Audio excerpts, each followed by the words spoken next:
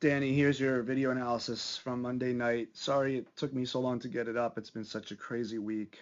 I usually get these up the night of, so you have the time to look at it and at least to practice some things for the week so you can progress quickly.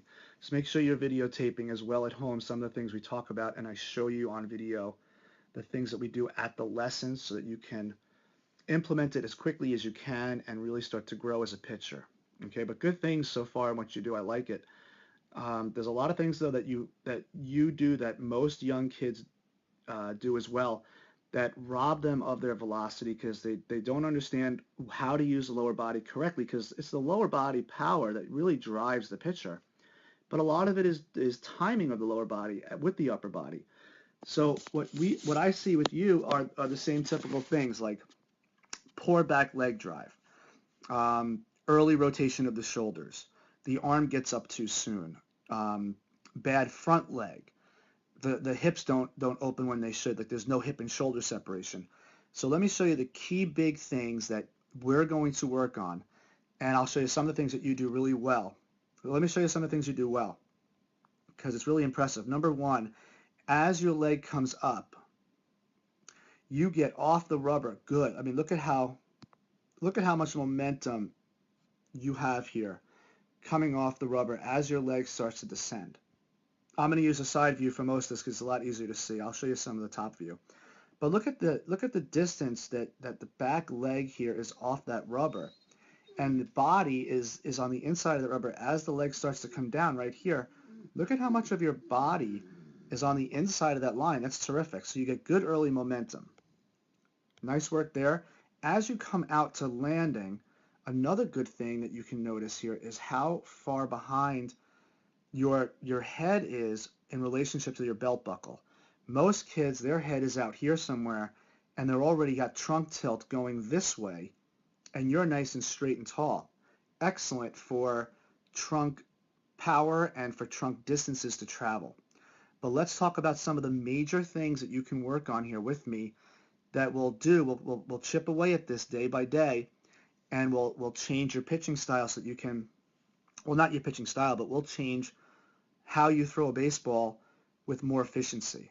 Okay, so the first thing that I look for again is that early momentum, which you've got, which is good.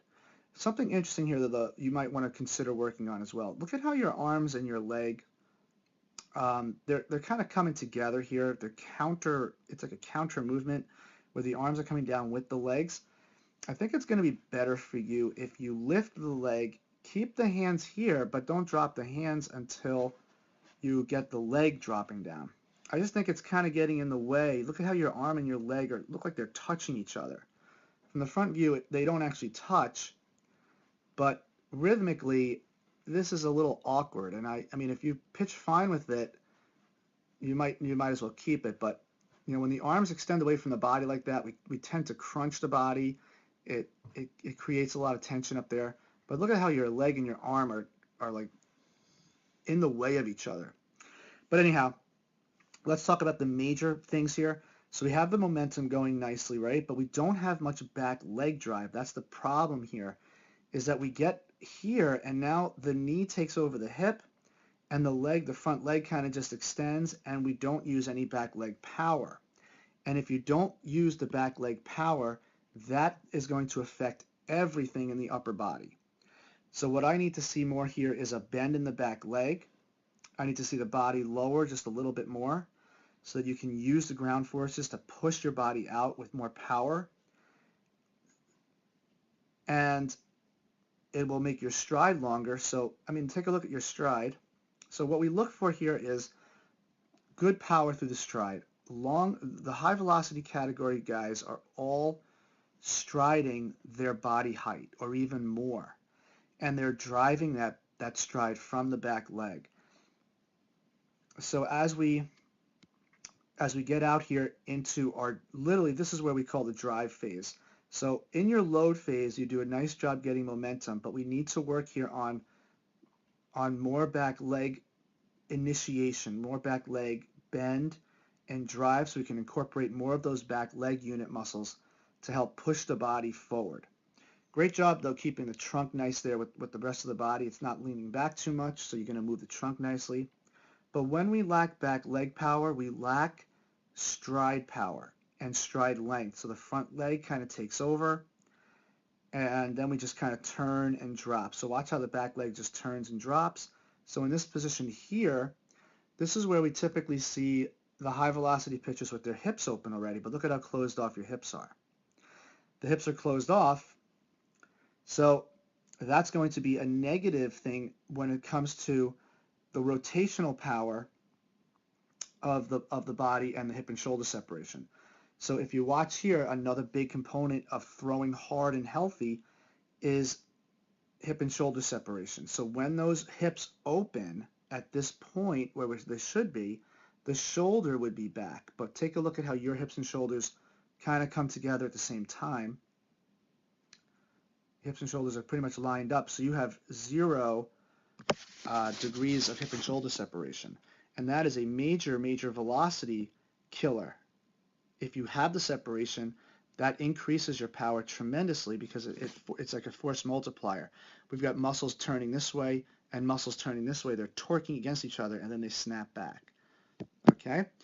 Now, another major component that we should consider working on is your arm.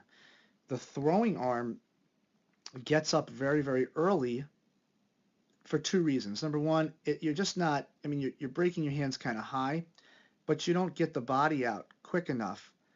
So your arm has nowhere else to go. So it's going to get up here before you've even landed your foot. And look at how high your elbow is above the shoulder. That's going to impinge the shoulder a little bit. When you get the arm up early, what typically happens is early trunk rotation.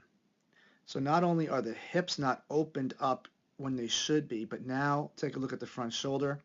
You've got early trunk rotation, so you haven't even finished the leg power yet, and now all of this is starting to turn. When the arm gets up early, the body starts to turn too soon. Take a look at it from here, the top. So your foot has landed probably right about there, and the front shoulder is now turned, and everything here starts to unwind and unravel and uncoil, but you're starting to uncoil way too soon. And when the arm gets up too soon, that's typically what happens. You throw too soon. The brain has nothing else to do but to get rid of that ball. It's trying to tell you, hey, I got to throw. So it's going to throw too soon. And when you throw too soon, the elbow gets out too soon. Look at how far the elbow is out in front of the face. You can see it from this angle up here too. See that? That's a strain on the elbow. There's too much forces and torque going into the elbow there. The elbow needs to be back here when, or at least to be in line with the face or the chin when it internally rotates. And here the internal rotation starts, but look at how far out in front you are of the face. So you have a lot of velocity left in you. It's just a matter of timing, back leg power, front leg power, and that will eventually help you with your chest thrust and your trunk lean here towards the end. So you're kind of vertical all the way through your finish. You see how tall you are? You're tall throughout your whole delivery, and you're tall here. And that will all change when we learn how to use back leg power. So to sum up here real quick, the major components that we're going to work on are more back leg power to get you out, getting the arm up later so it's not hanging up here too soon and then climbing up way over your shoulder and then rotating even before you've gotten the foot down. We're going to work on early trunk rotation, and we're going to work on lowering the body to get more power. Okay? So I hope that helps you out. Try to do some of those things. If I were you, I would work on flexing that back knee a little bit more. See if you can lower that center of gravity a little bit this week, and I'll see you on Monday for another lesson, and we'll really target this and get into this, okay? All right, have a good weekend.